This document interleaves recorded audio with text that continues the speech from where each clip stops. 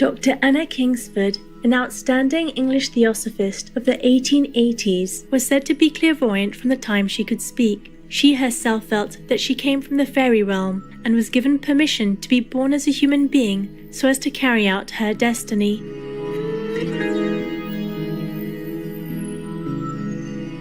At the tender age of 13, Anna wrote the book, Beatrice, a tale of the early Christians. Her early wisdom can be seen in the following excerpt. How foolish are they who seek to promote their own comfort by making it their sole study. They lose the very object of their desires and invariably render themselves restless and unhappy.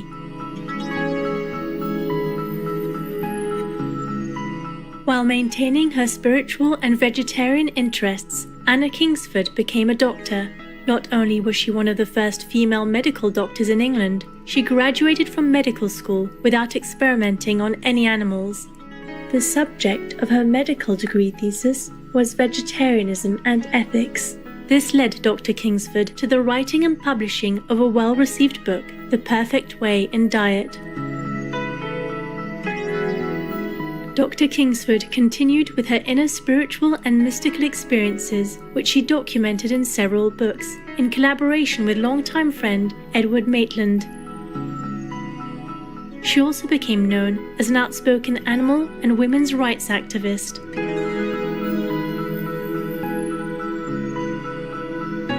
We now share with you selections from the book, The Perfect Way or The Finding of Christ. This book merges the spiritual values of Christianity and Theosophy to reveal a unifying wisdom that allows humans from all religions to progress along the path to perfection. According to Dr. Anna Kingsford, this perfection is exemplified by the Christ principle, which everyone is capable of discovering within.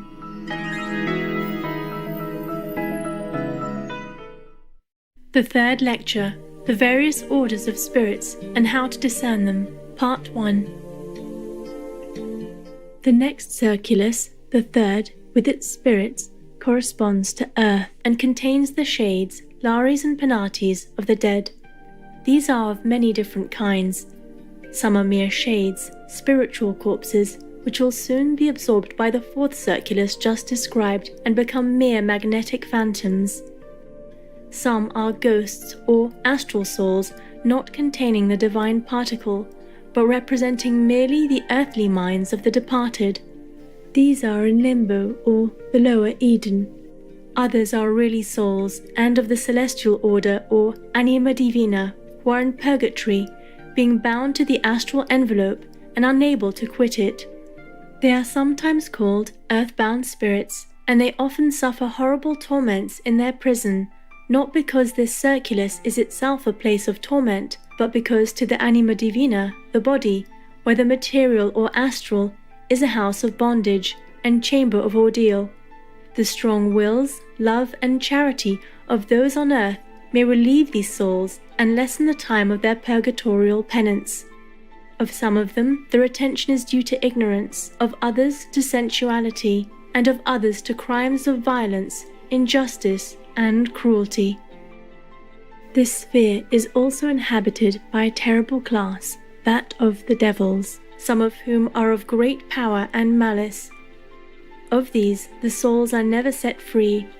They are in what is called hell, but they are not immortal, for after a period corresponding to their personal vitality and the strength of their rebellious wills, they are consumed and perish forever. For a soul may be utterly gross at last, and deprived of all spirit of the divine order, and yet may have so strong a vitality or mortal spirit of its own, that it may last hundreds of years in low atmospheres. But this occurs only with souls of very strong will, and generally of indomitable wickedness. The strength of their evil will, and the determination to be wicked, keep them alive. But, though devils, they are mortal, and must go out at last. Their end is utter darkness. They cease to exist. Meanwhile, they can be evoked by incantation. But the practice is of the most dangerous and wicked kind, for the endeavor of these lost spirits is to ruin every soul to which they have access. But, although there are personal devils, there is no personal devil, that which mystically is called the devil, is a negation and opposite of God. And whereas God is I am, or positive being, the devil is not. He is not positive, not personal, not formulated. God is all these, and the devil, in being the opposite of these, is none of them.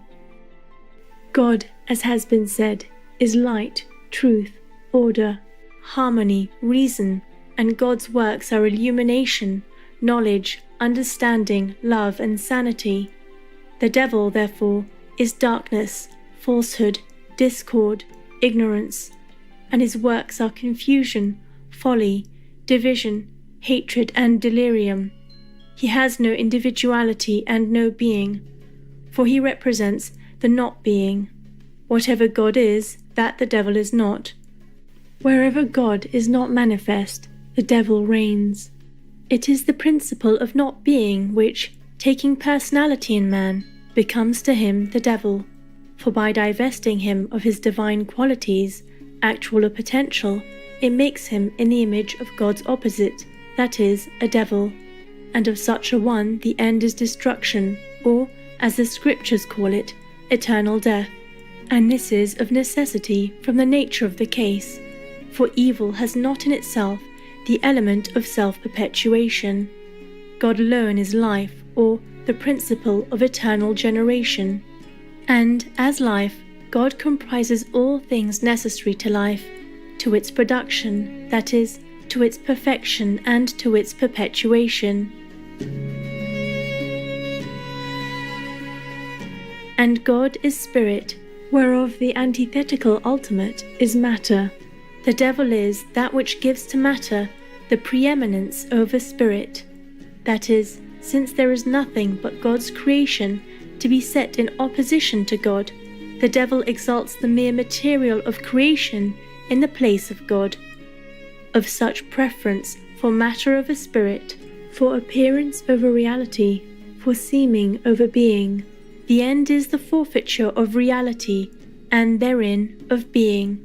In representing, therefore, the contest between good and evil, a contest corresponding to that between light and darkness, creation represents the contest between being and not being. To give place to the devil is thus, in its ultimate result, to renounce being. And, as a free agent, man is able to do this.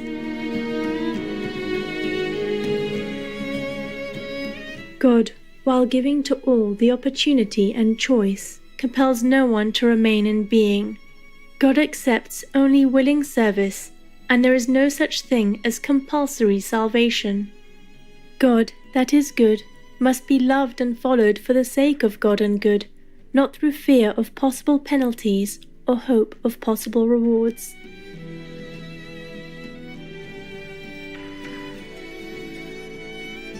Now the sign, above all others, whereby to distinguish the devil, is this: God is, first and foremost, love. The devil, therefore, is before all else hate. He is to be known, then, first by the limitation, and next by the negation of love. Generous viewers, it's been a pleasure to have your company for today's Words of Wisdom.